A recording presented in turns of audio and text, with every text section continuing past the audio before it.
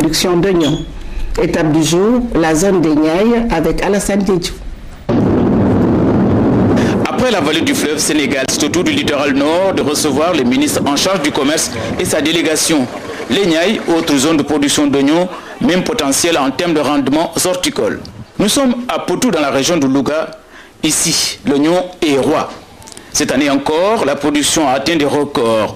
Cependant, les producteurs de cette zone, à l'instar de leurs homologues de la région du Ndiambour, doivent faire face à un endettement important. À titre indicatif, l'encours de la dette de la région de Louga est estimé à 255 millions de francs CFA. S'y ajoutent les difficultés d'écoulement de la production d'oignons récoltés durant la présente campagne. Face à cette situation, le président de l'interprofession de l'oignon, Mamadou Ba, à la suite des différents intervenants, a exhorté l'UNACOA à accélérer le processus d'achat conformément au terme de la convention conclue avec l'interprofession de l'oignon.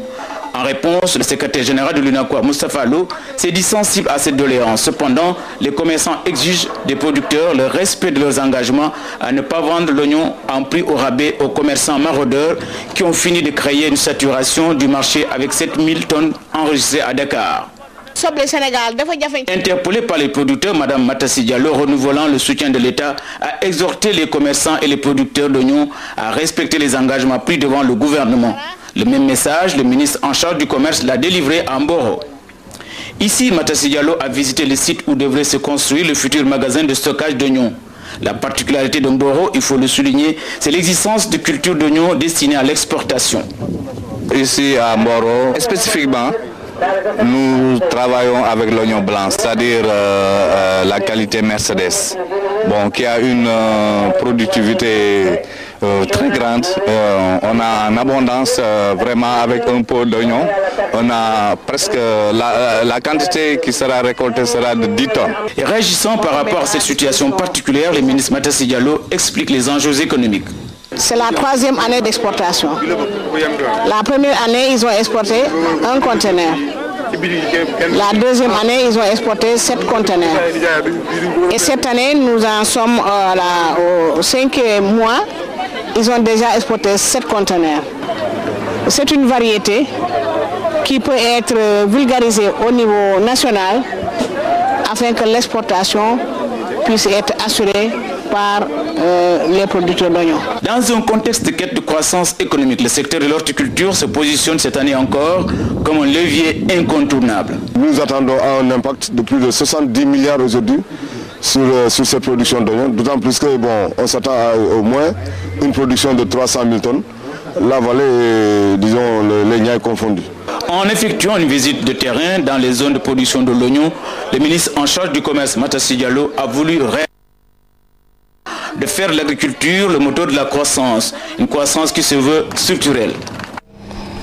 Eh bien, je vous laisse suivre le reste des informations avec un visage qui vous est beaucoup plus familier, celui de Binta Wagendang. Voilà, merci beaucoup, Madame Sokhna Dieng Mbacké.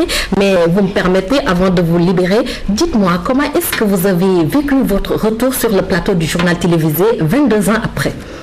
Beaucoup d'émotions, Binta. Et je ne sais pas si le trac est perceptible ou pas. J'ai essayé de le masquer.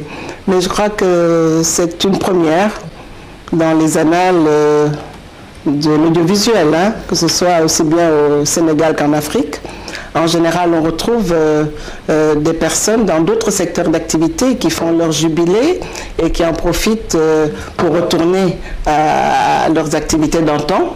Mais je crois que c'est la première fois que sur l'initiative des jeunes, l'amicale des jeunes de la radio-télévision du Sénégal, que cet hommage est rendu aux anciens et que nous avons profité de ces 72 heures pour revenir vivre un moment palpitant au sein de ce plateau où vous nous avez remplacés depuis une vingtaine d'années. En tout cas, vous êtes toujours égal à vous-même et je tenais à vous le dire. C'est un plaisir, un grand plaisir de partager ce plateau avec vous. Je tenais aussi à vous le dire, vous faites partie des journalistes qui m'ont donné l'amour de ce métier. Merci beaucoup. Voilà, je rappelle que nous étions avec Madame Sokhna Dieng Mbacké qui nous a fait l'honneur de revenir sur le plateau du journal télévisé après 22 ans et c'est dans le cadre de la célébration des 40 ans de la télévision et des 70 ans de la radio. 40 ans et 70 ans, ça se fête, c'est pas rien et c'est ce qu'a décidé de faire la RTS.